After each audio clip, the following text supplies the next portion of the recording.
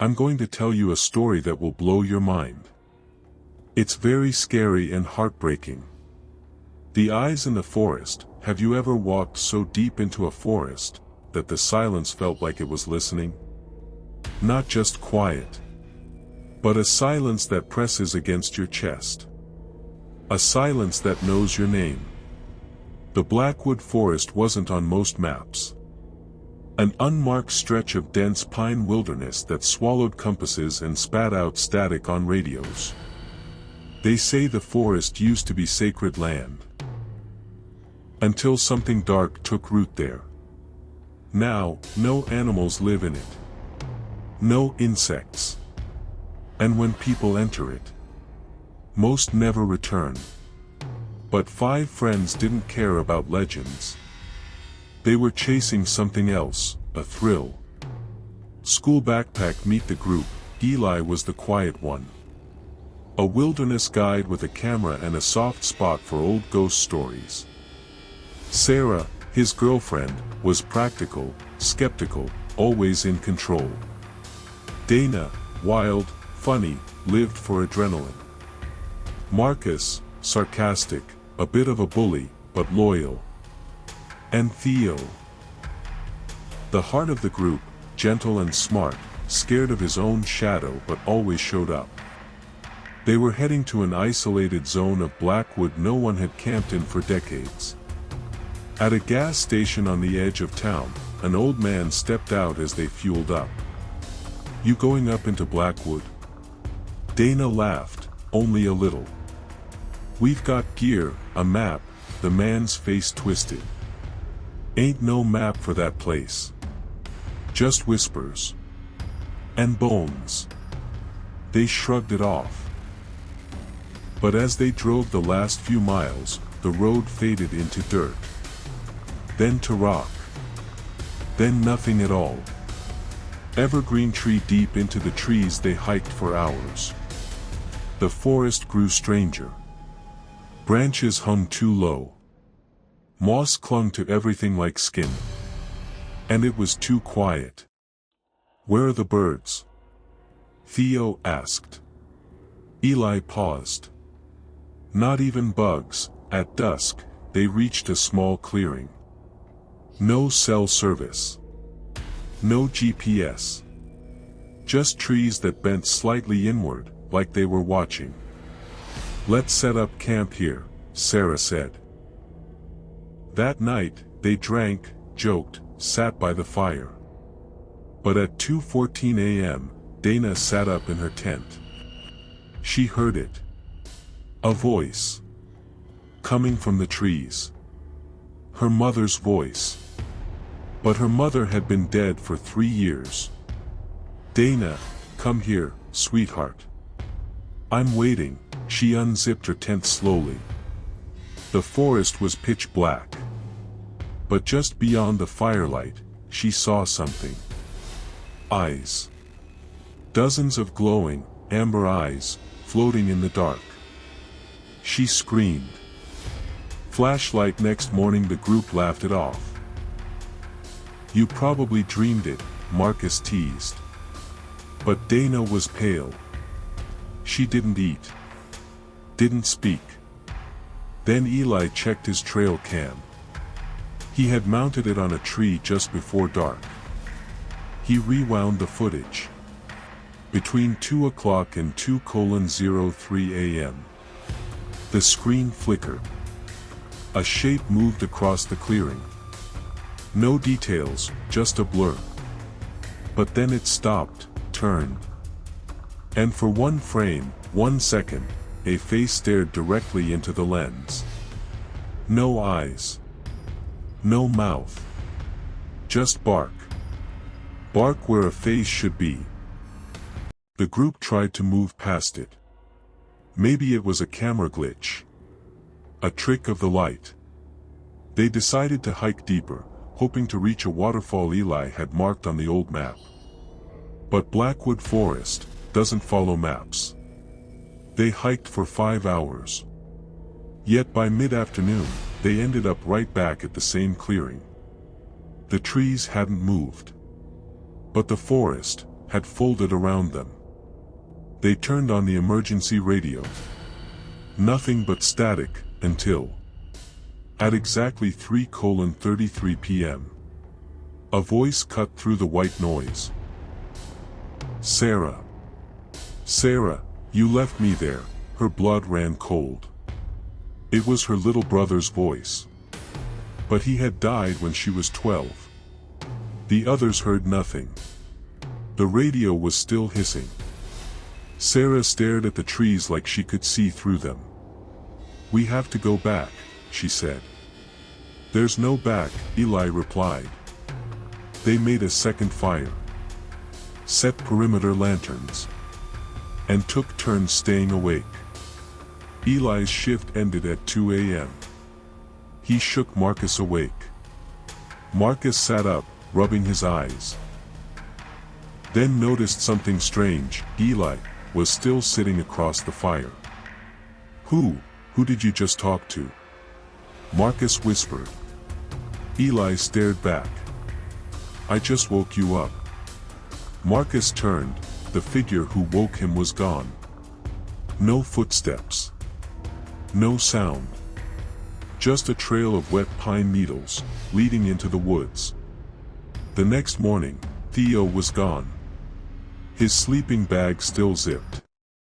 His boots placed neatly at the edge of the clearing.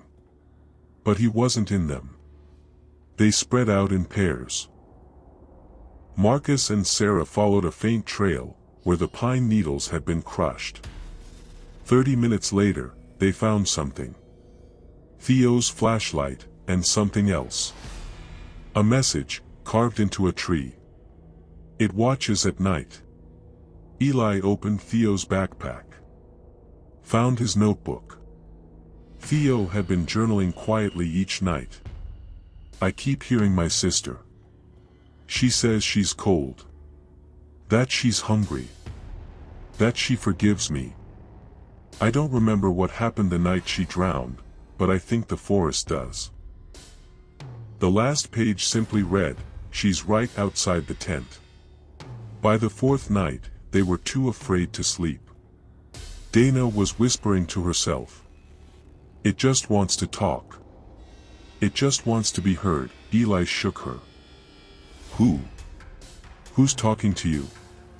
Dana turned slowly. Her eyes were bloodshot. "Everyone," she said. "They're all here." She walked calmly into the forest. They ran after her. But all they found was her phone, lying on a patch of moss. The screen still recording. On playback. There were voices. Hundreds of them. Whispering at once. Marcus cracked. He started pacing. Then laughing. "This place knows us," he said. "It knows what we've done." Then he pointed at Sarah. "You left your brother on that frozen lake." Her face turned white.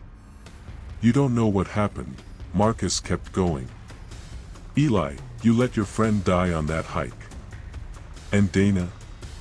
She pushed her cousin into traffic." "Stop!" Sarah screamed. But Marcus grinned. "I'm not saying it. They are." By the fifth night, only 3 remained. Eli, Sarah, Marcus. The forest had taken Theo and Dana.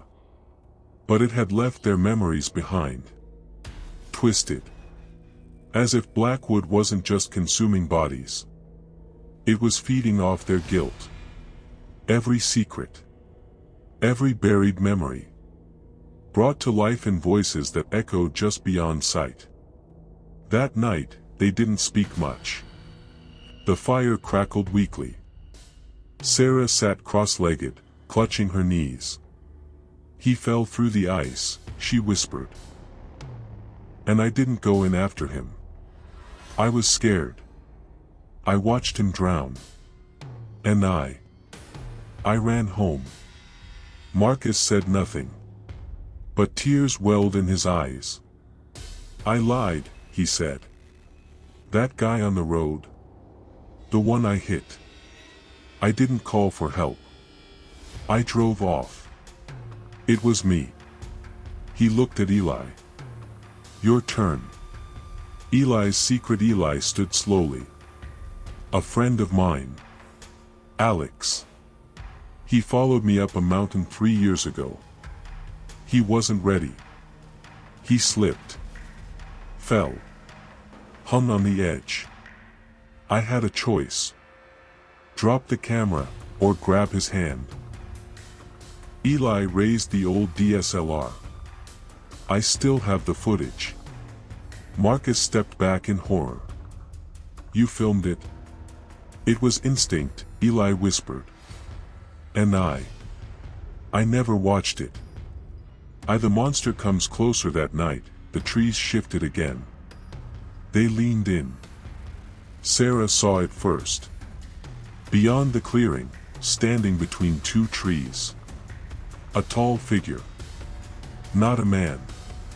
Not an animal. Its body looked like bark and rot. Limbs like antlers and bones. But where a face should be, only dozens of blinking eyes. All open. All staring. Run! Eli screamed. Into the maze they ran. Branches tore at their clothes. The air was thick, like breathing in ash. Behind them, footsteps echoed. But not just one pair. Hundreds. The voices came back, screaming now. Voices of the dead. Voices of their own memories. Sarah tripped, landing hard. Eli grabbed her hand, but Marcus was gone.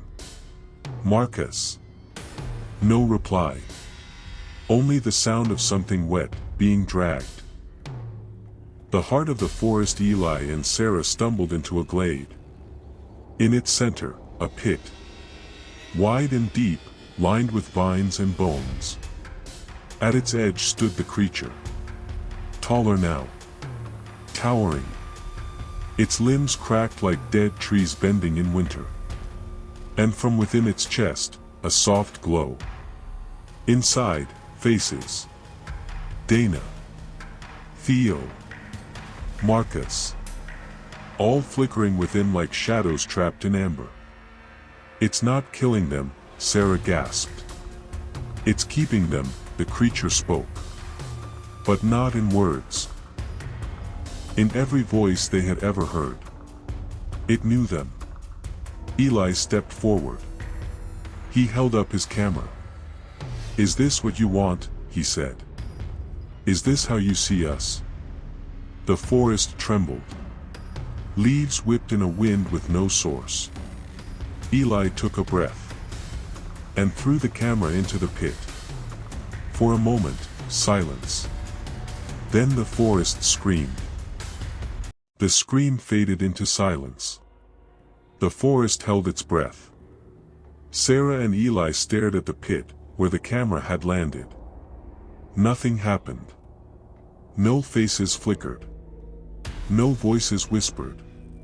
Just the cold, empty dark. The forest speaks then, a voice, deep and ancient, echoed from the trees. You see us as hunters, monsters, spirits to fear. But we are the forest itself. We are the watchers. The keepers of memory. Your secrets feed us. Your fear sustains us. Your guilt anchors you here. We are not the darkness, you are. The final choice. Eli looked at Sarah. They understood. To escape Blackwood, they had to face themselves. To stop running. Stop hiding. The forest wasn't a monster. It was a mirror. Together, they knelt by the pit. Eli whispered the names of the lost friends. Sarah confessed her guilt aloud. Slowly, the forest responded. The eyes dimmed. The whispers softened. A path opened through the trees. As the first light touched the forest floor, they walked out. The trees parted as if bowing. For the first time in days, they heard birds. And the wind carried a gentle, forgiving hum. But freedom came with a price. Behind them, the pit stirred. From the shadows, a new pair of eyes blinked open. Sarah's eyes. The forest had marked her. You watched. You judged. Now, you belong. And in the silence, the forest waited for the next visitors. The next secrets. The next sins. It watches at night. Always watching. Waiting for you.